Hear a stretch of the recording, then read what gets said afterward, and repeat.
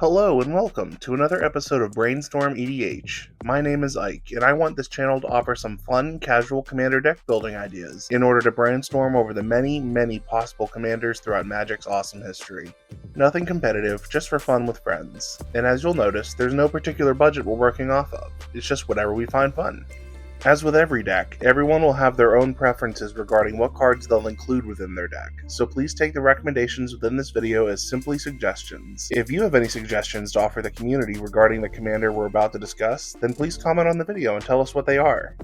This episode's commander is one I've wanted to put together for the longest time, but it just didn't have the support it needed to really thrive. It's Hazezon, Shaper of Sand. Hazezon is a 3/3 legendary human warrior costing a red mana, a green mana, and a white mana, and has the following abilities. Desert Walk. You may play desert lands from your graveyard, and whenever a desert enters the battlefield under your control, create 2 1/1 red, green, and white sand warrior creature tokens. Hazezon's Desert Walk ability is certainly just for flavor here, as we likely won't be coming across opponents running deserts often. What we're focusing on is the second and third ability. Over the last year or so, we've gotten many more desert lands than we had prior from the Amonkhet sets, along with some spicy Deserts Matter cards. Now that we have these additions, we're going to go over the deck concept I have for Hazezon, built completely around deserts. Now, I haven't yet built this deck in person, but I'm very excited for us to go over this deck concept and brainstorm some card inclusions. To start, let's go over the mindset behind this deck. It's a bit of an oddball. We're going all in with this deck, meaning that we're going to focus entirely on pushing us towards victory with every single card, and we're not going to worry about removing our opponent's stuff. This is also known as a linear deck. Once we get into the cards of the deck, you'll notice there's not a single removal spell. The only interaction we're going to run is Protection, which will shield us from having our board wiped. This is very important, since we're going to be very aggressive. By the way, for those of you who haven't tried it yet, linear decks are crazy fun to play from time to time. Regarding gameplay, we're going to focus on juggling our deserts. There are multiple effects that allow us to sacrifice our deserts, replay them from our graveyard with Hazezon to create sand warriors, and then repeat over and over again until we have a huge board of tokens to then attack and bring our opponent's life totals to 0. This is known as a go-wide strategy. Because of this, we're going to include many cards that boost up our 1/1 sand warriors and ensure that they can attack without hesitation. With the deck concept introduction out of the way, let's look at the categories we'll be using. They are Card Draw and Advantage, Combat Enhancers, Ramp, Land Value, Protection, and then Lands. Notice, I'm actually going to go over lands in this episode, as this deck has a very unique but difficult land base. Now let's jump to it. First up is Card Draw and Advantage. Here's what I chose to include. Abundance, Benny Brack's Zoologist, Caretaker's Talent, Esper Sentinel, Idol of Oblivion, Lauren of the Third Path, the Endstone, the Immortal Sun, the One Ring, Harmonize, Cut a Deal, Toski Bearer of Secrets, and Trouble in Pairs. The card Abundance synergizes very well with another card we'll discuss later, besides being very useful on its own. Also, I'm opting to include the Immortal Sun and the Endstone, even though they're very mana expensive for card draw. The Immortal Sun is draw, ramp, and an anthem all in one. An anthem, by the way, is a permanent that buffs the power and toughness of our creatures. The Endstone will be a powerhouse in this deck, since we're shooting to try and play a ridiculous amount of lands every turn. Additionally, notice that I'm playing more than 10 sources of draw and advantage. Because our plan is to hopefully empty our hand of lands continuously, we're going to need extra help making sure our hand stays full. Next is Combat Enhancers. We're going to throw a lot of cards in this category due to the fact that our aggressive board is consisting of 1/1 creatures. They're going to need some help if we want to take out our opponents with them. The cards I included are Bioengineered Future, Cathar's Crusade, Dolmen Gate, Enduring Courage, Felidar Retreat, Erois God of Victory, War Leader's Call, Mirari's Wake, Odric Master Tactician, Reconnaissance, True Conviction, Virtue of Loyalty, Angelic Skirmisher,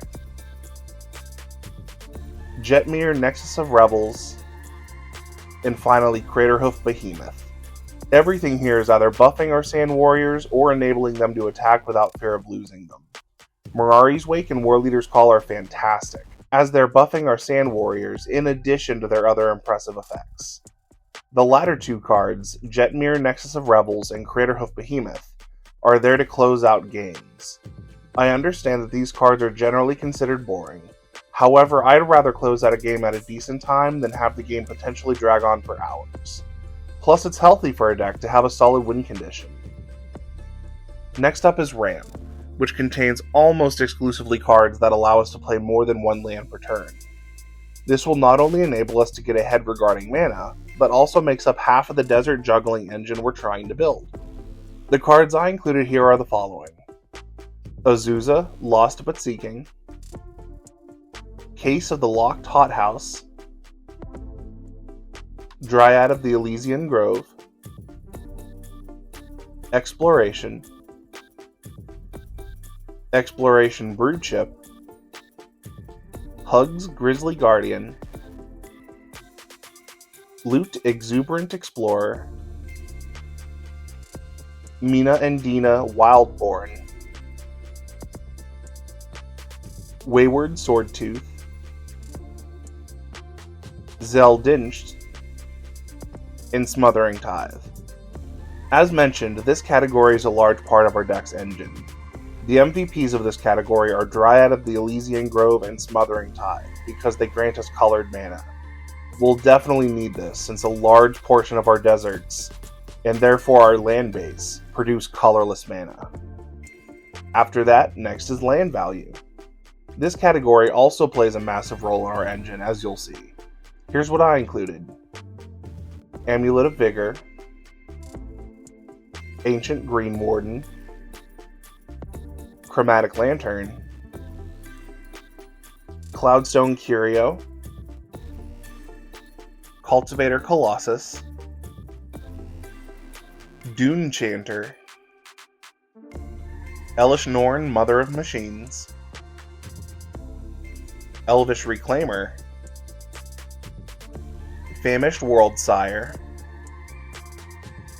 Lotus Cobra, Moonsilver Key, Red Rock Sentinel, Scapeshift, Splendid Reclamation, Tiller Engine, Traveling Chocobo, Desert Warfare, Claws of Gix, Yuma Proud Protector, and Zurin Orb. There are several cards here that allow us to efficiently sacrifice lands, which is the other half of our engine.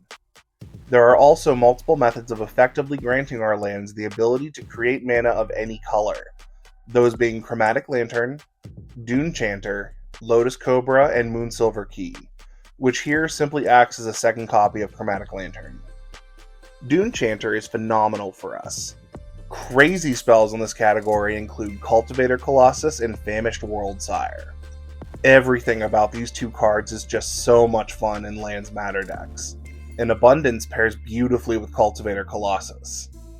Furthermore, since this deck will have a lot of lands coming in tapped, we're going to include Amulet of Vigor and Tiller Engine. Ancient Green Warden, Elish Norn, Mother of Machines, and Traveling Chocobo are fantastic cards even on their own, but here they'll massively increase the amount of Sand Warriors we create. The protection category includes Dawn's Truce, Elixir of Immortality, Heroic Intervention, and Teferi's Protection. This category is straightforward, however I do want to explain Elixir of Immortality here. Due to the fact that we're going to be sacrificing a lot of lands to then replay them from the graveyard, we're going to want a way to make sure we don't lose our lands if an opponent attempts to exile our graveyard. And now, the theme of the deck. We get to talk about deserts in our land base. Because our commander only makes tokens when deserts enter the battlefield, we're going to include every desert we can possibly run in our colors. There are quite a bit of deserts here, and I'll have them displayed on screen, however they won't be stacked, as there's not enough room on the screen for everything. Here's the complete list of deserts. Abraded Bluffs, Arid Archway, Bristling Backwoods, Bucolic Ranch, Cactus Preserve, Conduit Pylons, Cradle of the Accursed, Creosote Heath, Desert, Desert of the Fervent, Desert of the Indomitable, Desert of the True, Dunes of the Dead, Endless Sands, Grasping Dunes, Hashep Oasis, Hostile Desert, Lazotep Quarry, Mirage Mesa, Painted Bluffs, Ruminap Ruins, Sandstorm Verge, Scavenger Grounds, Sheffit Dunes, Sunscorched Desert, Survivor's Encampment, and finally Planar Nexus. Like I said in the intro, we now have plenty of deserts, totaling 27 of these colors. The two big downsides of deserts are that 9 of them enter tapped and 17 of them create colorless mana. This is why we're including cards that allow our lands to tap for mana of any color. We will definitely need them for color fixing. For those who don't know, color fixing is the term used to describe having access to all the colored mana in a deck's colors, so that we can cast all our spells. An absolutely amazing desert is Arid Archway, which reads, when Arid Archway enters the battlefield, return a land you control to its owner's hand. If another desert was returned this way, surveil 1. This is powerful because we can have it bounce itself back to our hand, thus allowing us to keep playing it over and over. This is very synergistic with our cards that allow us to play multiple lands per turn. But take note, we won't be able to surveil repeatedly by doing this. That would require us to bounce another desert to our hand.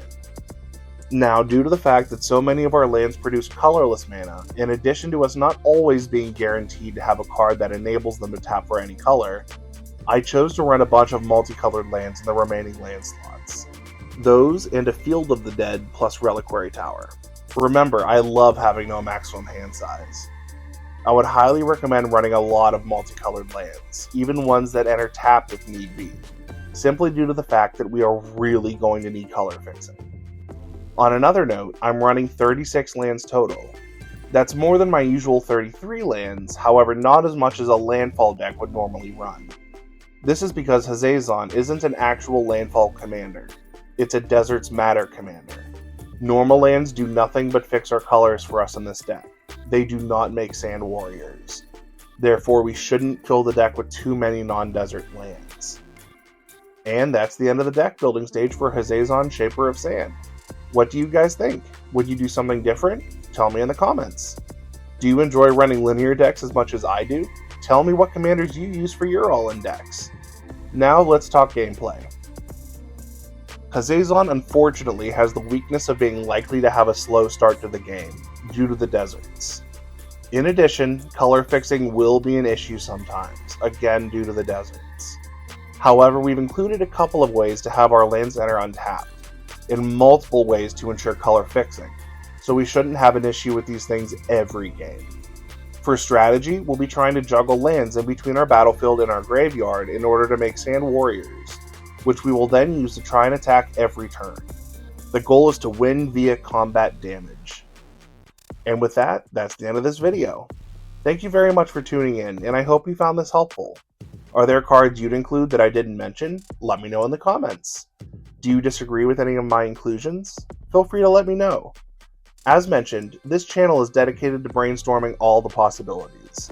So if you have any brainstorming to add in yourself, please do so. Have a great day, and I hope to have you all tune in again for the next video.